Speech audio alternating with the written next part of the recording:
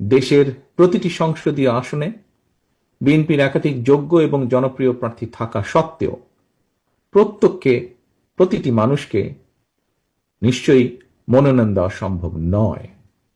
ভিন্ন রাজনৈতিক দলের যারা ফ্যাসিবাদ বিরোধী আন্দোলনে আমাদের সঙ্গে রাজপথের সঙ্গী ছিলেন, এমন প্রার্থীকেও বিএনপি সমর্থন দেওয়ার সিদ্ধান্ত নিয়েছে।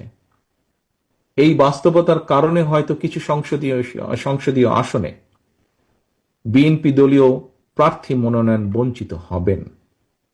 বিএনপির সর্বস্তরের নেতাকর্মী সমর্থকদের কাছে আমাদের প্রত্যাশা, দেশ এবং জনগণের বৃহত্তর স্বার্থে, গণতন্ত্রের স্বার্থে আপনারা এই বাস্তবতাটিকে মেনে নেবেন দয়া করে।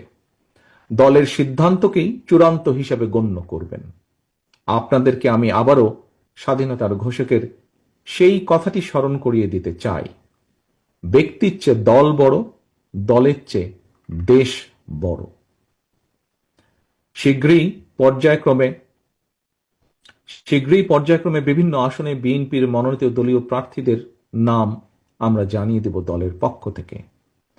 দল যাকে যে আসনে নমিনেশন দেবে বা দেয়, অনুগ্রহপূর্বক তাকে বিজয়ী করে আনার জন্য ঐক্যবদ্ধভাবে প্রত্যেকে বাংলাদেশ জাতীয়তাবাদী শক্তিতে বিশ্বাসী প্রতিটি মানুষ দয়া করে কাজ করবেন। মনে রাখবেন, আপনাদের চারপাশে সুপ্ত আকাঙ্ক্ষা নিয়ে গুপ্ত স্বৈরাচার কিন্তু ওত পেতে রয়েছে।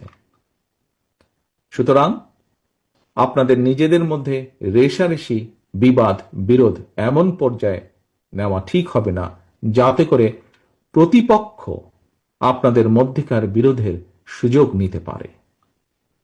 আপনাদেরকে আরেকটি বিষয় আমি স্মরণ করে দিতে চাই, প্রতিটি সংসদীয় আসনে বিএনপির একাধিক প্রার্থী, আপনারা যারা নিজ নিজ এলাকায় জনগণের সমর্থন পেতে গণসংযোগ করছেন, আপনারা সবাই কিন্তু শেষ পর্যন্ত শহীদ জিয়ার অনুসারী, খালেদা জিয়ার সৈনিক, বিএনপির কর্মী, ধানের শীষের সমর্থক। মনে রাখবেন, ধানের শীষ জিতলে আপনি জিতেছেন বা জিতছেন বা জিতবেন। বিজয়ী হবেন দেশ এবং গণতন্ত্র।